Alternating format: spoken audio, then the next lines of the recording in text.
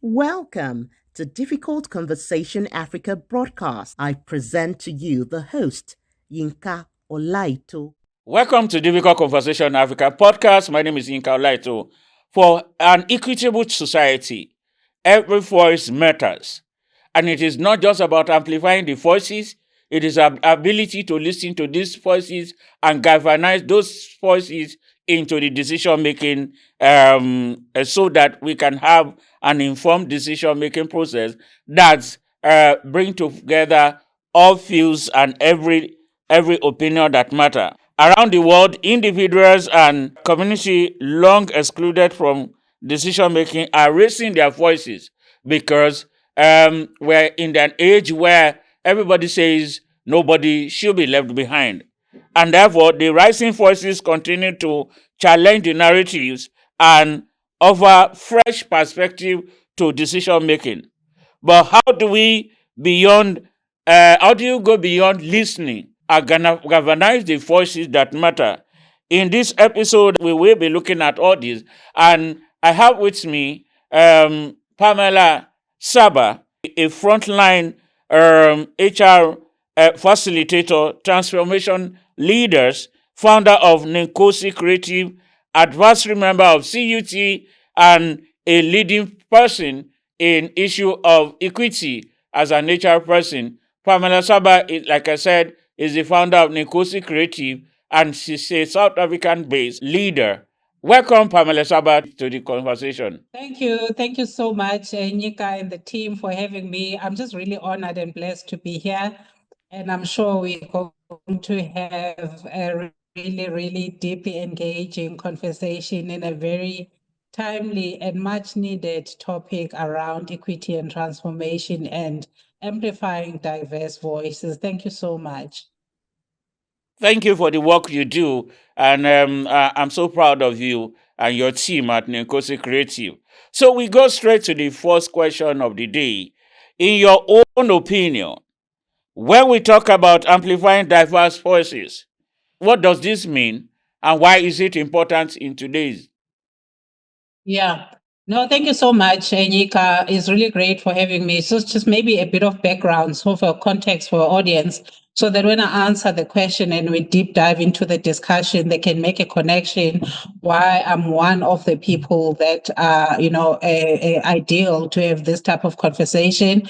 So I'm an HR professional with over 22 years experience in various sectors of our economy here in South Africa, ranging from financial services, FMCG, public sector, automotive sector, and the technology sector. So Nonkosi Creatives is an HR advisory a business or agency that I started 2 years ago, just to really, leverage on the experience and the networks in the HR professionals space to just really amplify voices in line with this topic in terms of really what's happening in our society as far as transformation, diversity, equity, and inclusion is concerned.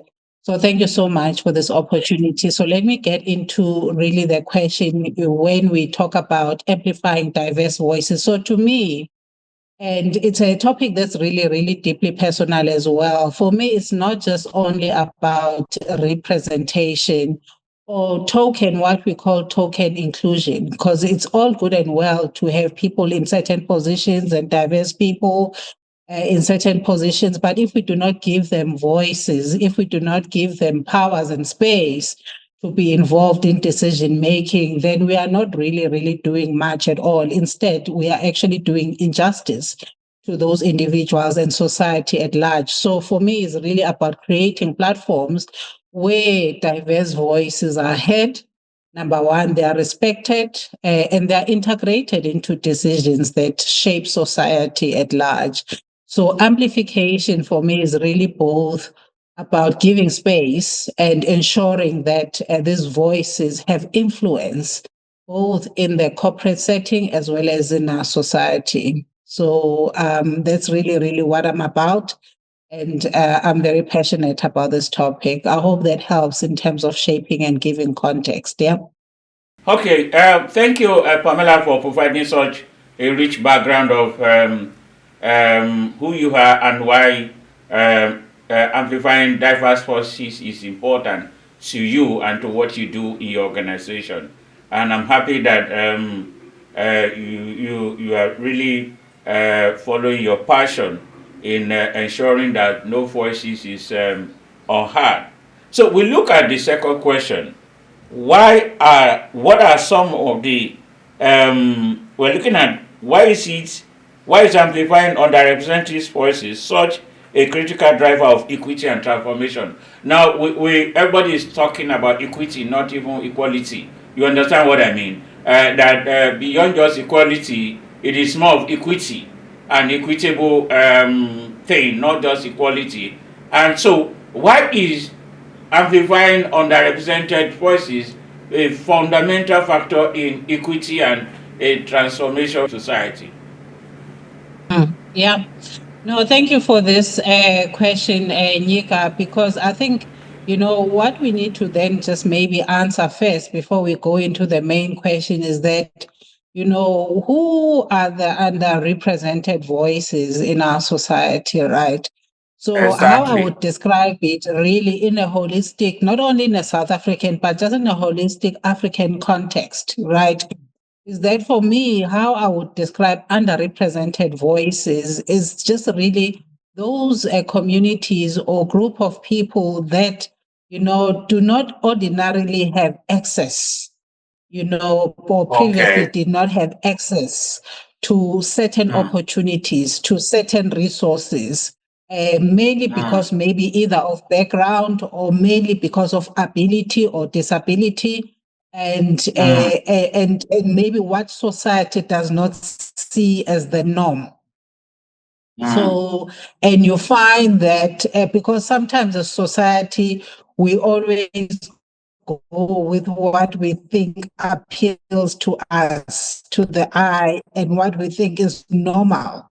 And then we forget that, underrepresented voices could be, in the African context that is really riddled with patriarchy. It could be like women in rural communities. It could be people living with disabilities in some of the underserved communities.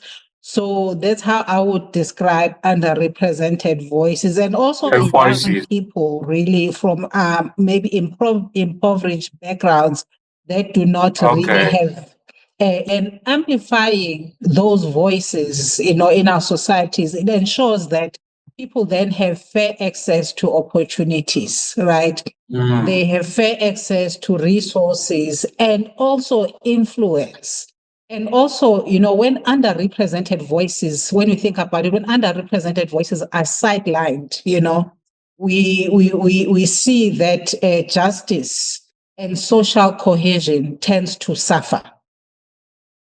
And also, innovation tends to suffer because there's a group or certain a class of society that is not heard, that we are not able to hear their lived experiences. And then we're missing out in terms of how could we do things differently as a society, just rather than focusing on only what we know.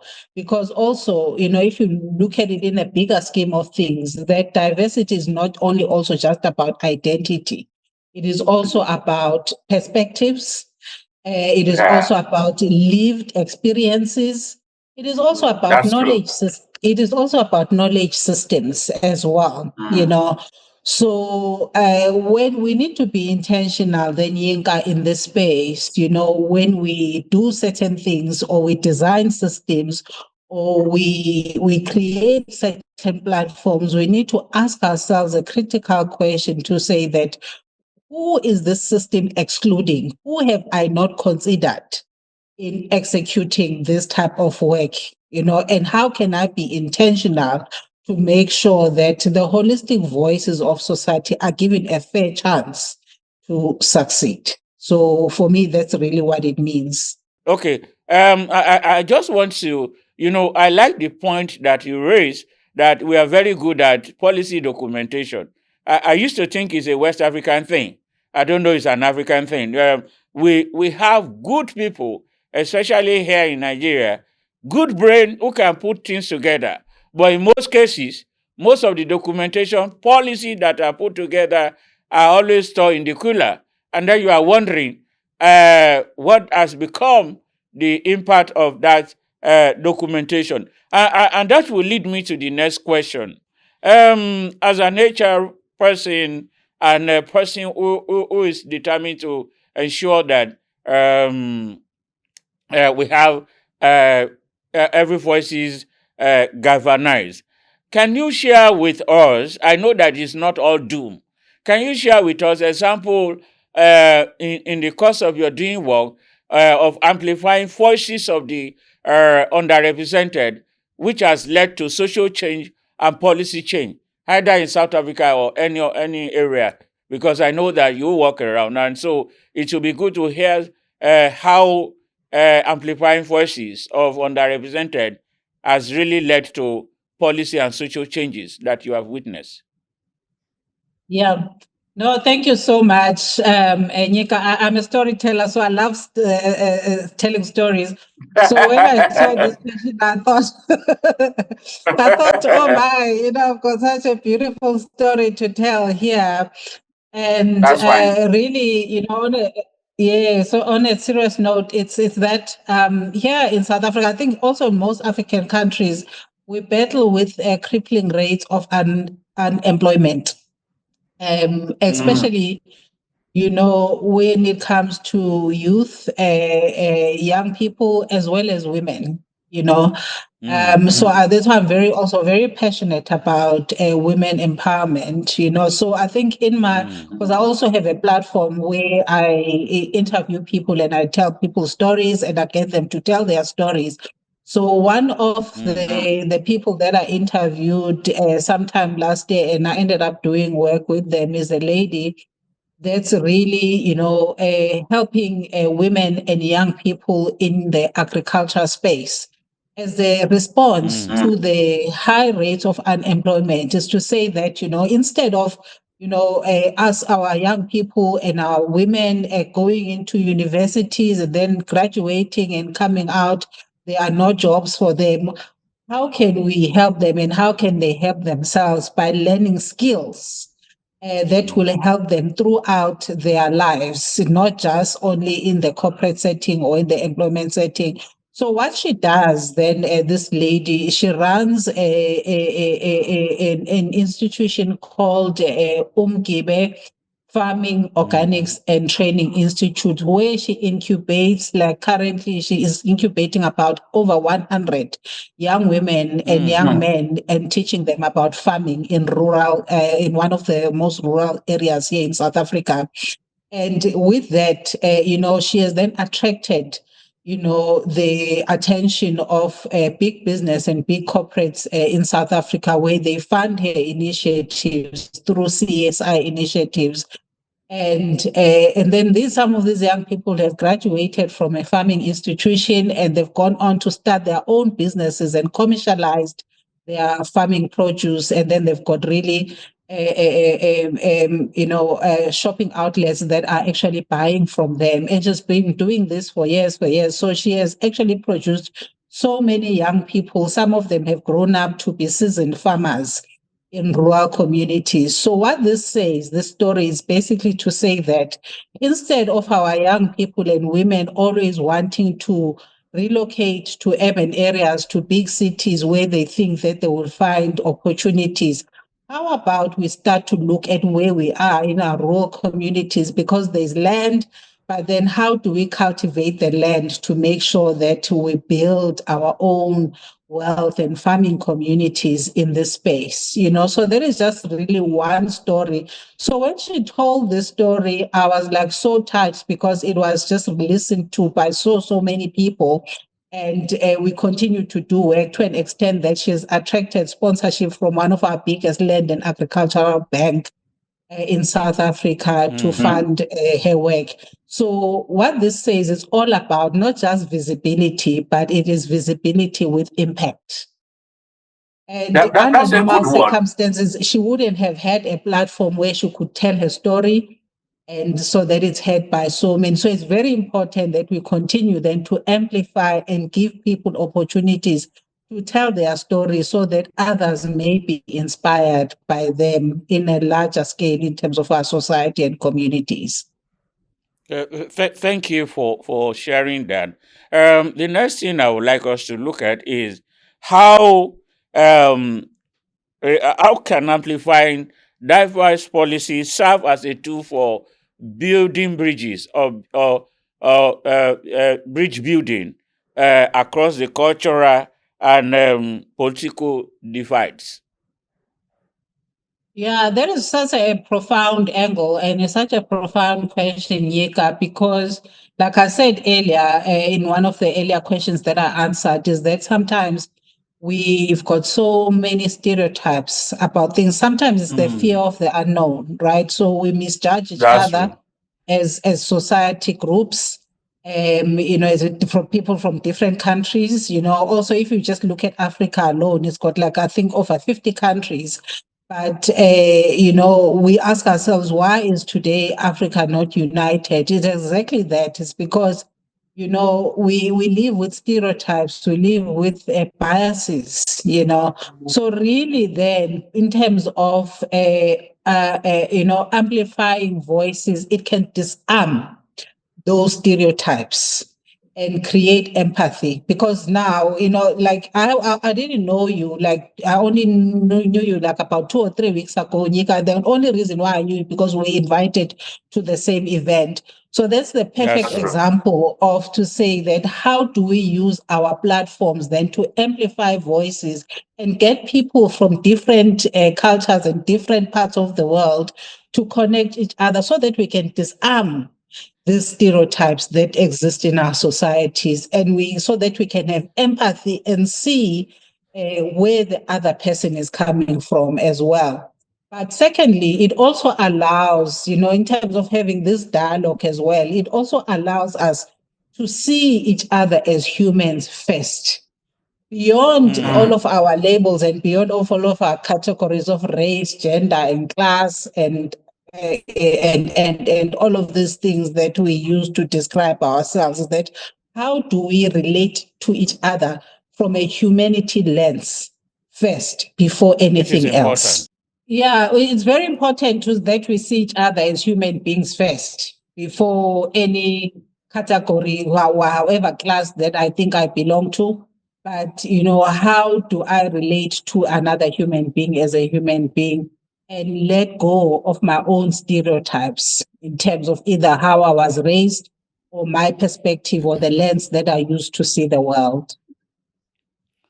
I'm happy that your answer is going towards the next direction of the question I have in mind, which is in what way can storytelling, media, and technology help connect people with different experiences in order to foster a better understanding? I think you have, but at least maybe you should just help our audience understand this in another perspective. Yeah. No, I love all your questions, but I think I like this one more as well because it talks to what we are exactly doing here. So let me just give you a short story as well.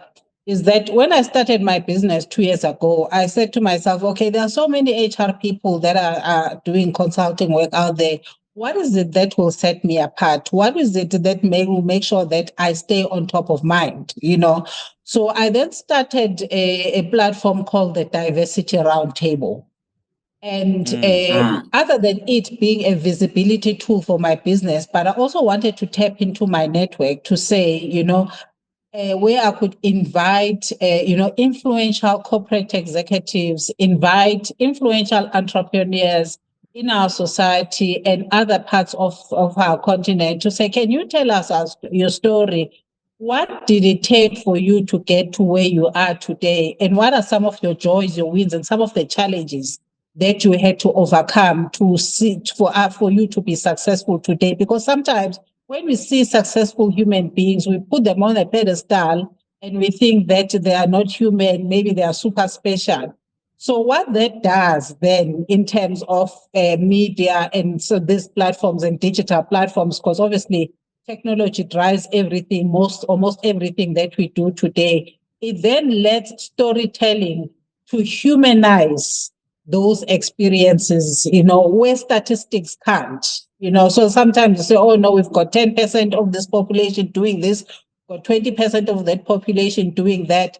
But these are real human beings. Can they come on these platforms then and tell us how they got to where they got to, so that they can either inspire young professionals or underrepresented voices to say that people do not need permission to be who they are and tell their stories. All that we need is support and action and empathy in our communities. Yeah. So the role of social media, but it's also about how are we using social media? Are we using it constructively, right, to promote, the lived experiences and to promote the great work that other people do, right? So now, if I look at my own LinkedIn profile, for example, I started off with 3,000 followers. Now I have over 16,000 followers. But what I do is then that how do I use my platform then to amplify other people's voices? And in that way, it grows the network, it grows the community. Now I know lots of people around the world that 2 years ago I didn't know.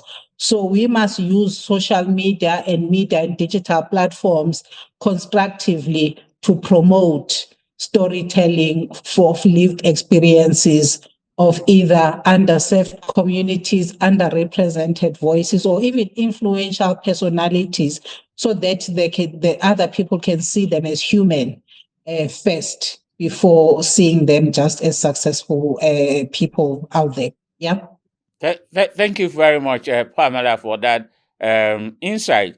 I like the fact that you started something like diversity roundtable, and I think that it is something that can be benchmarked everywhere, where people find an avenue to share their stories and can build bridging. And that will lead me to the next question: what is the role of institutions like government, non-profit, in ensuring that diversity, underrepresented voices are not just to check the boxes, but to ensure that their impact is felt in decision making? Maybe you should link it with how has your diversity roundtable helped in this area, because it's like a platform too that you are using to go beyond just checking the box, but ensuring that the outcomes are properly put in place and executed. Yeah. No, thank you. So I'll just really keep this one short, because for me, it's just really straightforward. It's really about taking action, So where we need to, continue to say that institutions, whether in government or corporates or, non-profits or any institutions that are businesses that exist in our societies, we must really move. It's about time also that we give Africa legs. What I mean by that also, for the longest time, and I'm going to use this in the African context, is that for the longest time, as Africans, we've always looked to the West and other countries and other continents to tell us how to be, and how to show up. And if maybe something does not come from the UK or US, then it's less than. So how about we start coming up with African solutions for African problems? So where we actually have united voices in our continent of Africa, where we start to move beyond checklists, and we say, how do we move towards structural change, and ask ourselves critical questions. What is it going to take for this giant that is called Africa to stand up on its own 2 feet and change the narrative in terms of how the rest of the world looks at us?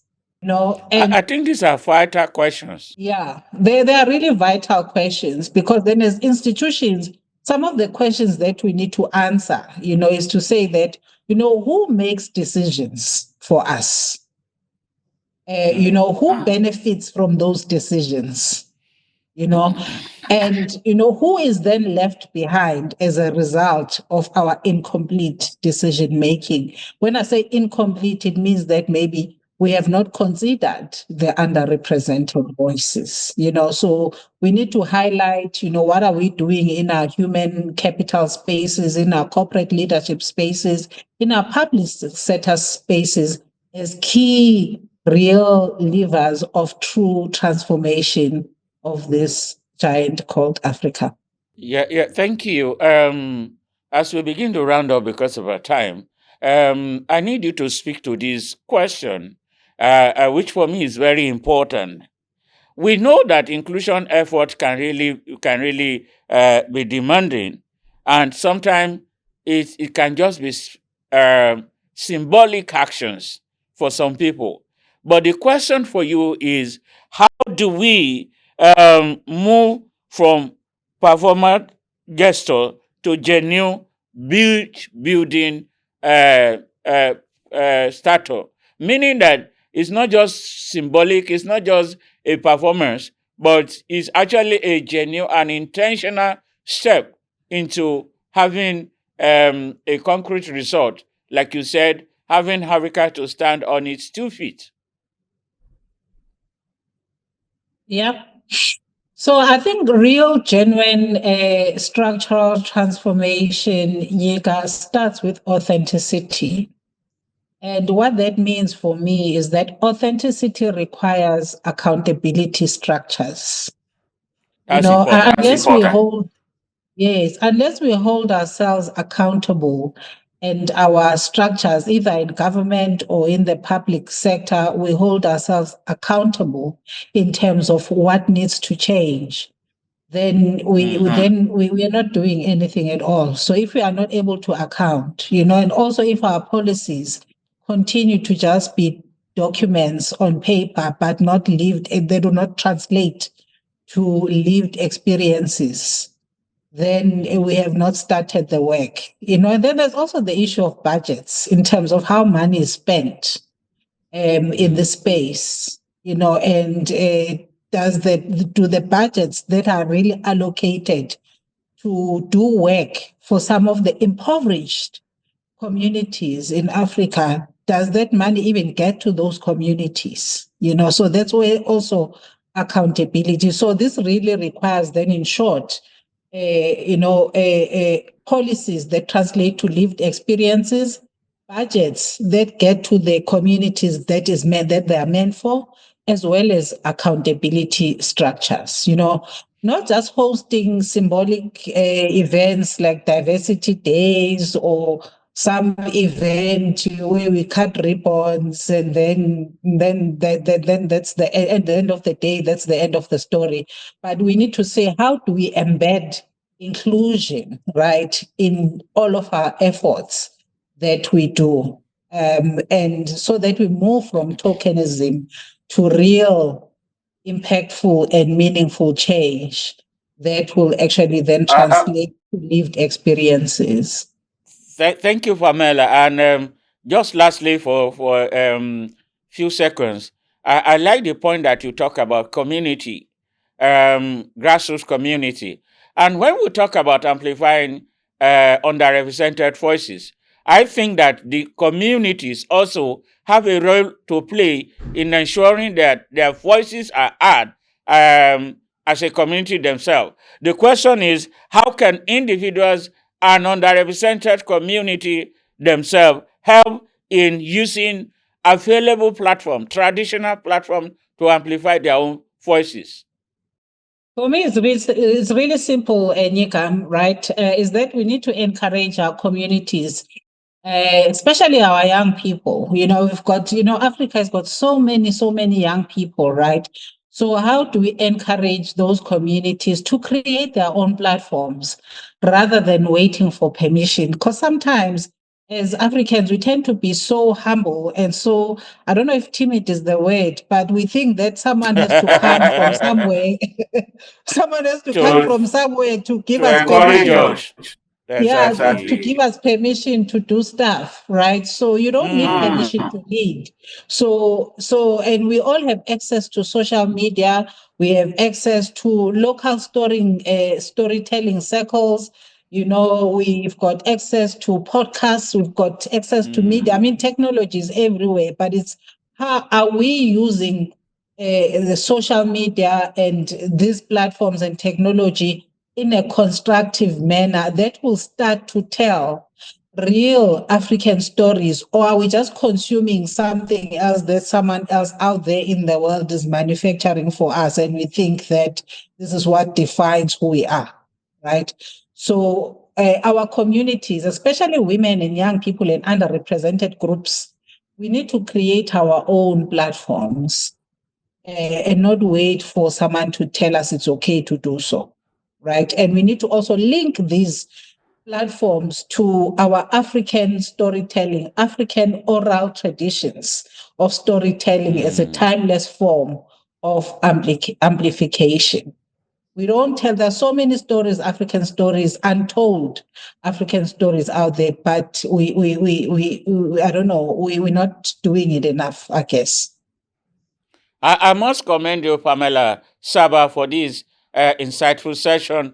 You've demonstrated to us the need for amplification of underrepresented voices so that we can ensure an equitable society. And I must commend your work that you do as the founder of Non-Sokosi Creative, as well as the platform Diversity Roundtable, which is helping to amplify the voices and share in storytelling. And I like the way you actually concluded. Africa has a lot of platform for amplifying its own story, and therefore young people, women, do not need to wait for anybody to give them permission, which is a really key takeaway.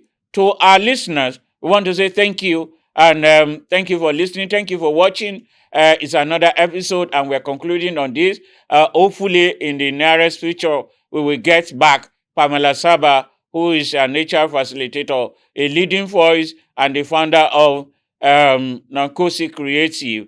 And I want to say thank you, everybody. Have a good day. Bye-bye.